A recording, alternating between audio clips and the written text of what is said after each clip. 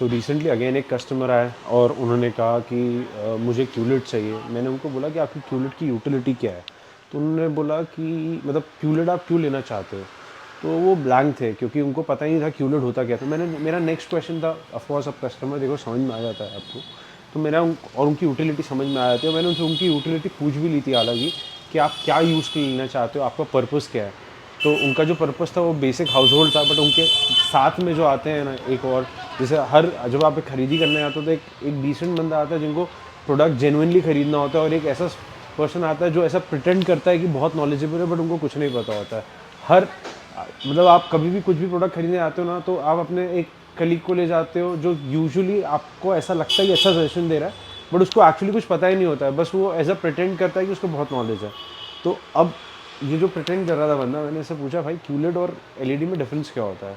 तो वो बोलता नहीं वो एक नई टेक्नोलॉजी है, बहुत बेटर होता है। तो मैंने उससे पूछा क्या बेटर होता है?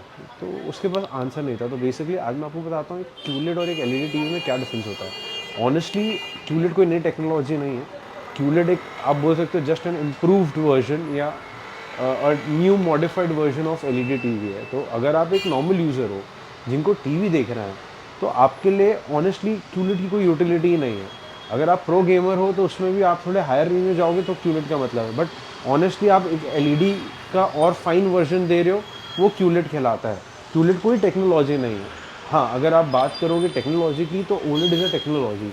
मतलब जैसे आप बोल सकते हो, मैं बहुत सिंपल वर्जन समझा रहा हूँ, जैसे एक प्लाज्मा एक टेक्नोलॉजी थी, फिर एलसीडी एक टेक्नोलॉजी आई, फिर एलईडी एक टेक्नोलॉजी आई, फिर OLED I.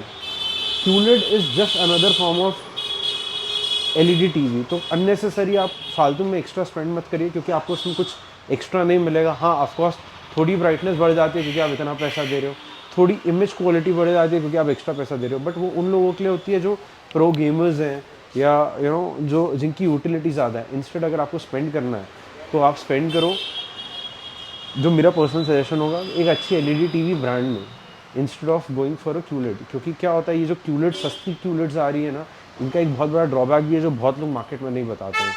Culotte is not repairable. Culotte अगर ख़राब होती है तो पूरी टीवी बदलनी पड़ती है। वहीं LED TV is not 100% repairable, but it is a somewhat repairable.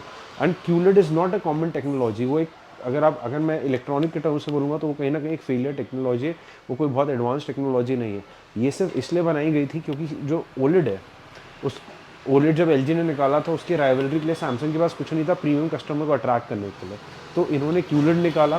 QLED से क्या हो गया, इनको ये बेनिफिट हो गया कि उन्होंने एज एन ओलेड का कंपटीशन क्यूलेड दिखा दिया और उसको प्राइस अफोर्डेबल कर दिया। अब कस्टमर को क्या लगता है, ओलेड और क्यूलेड में अंतर नहीं है, जिसकी वजह से वो क्यूलेड जाके ले लेते हैं।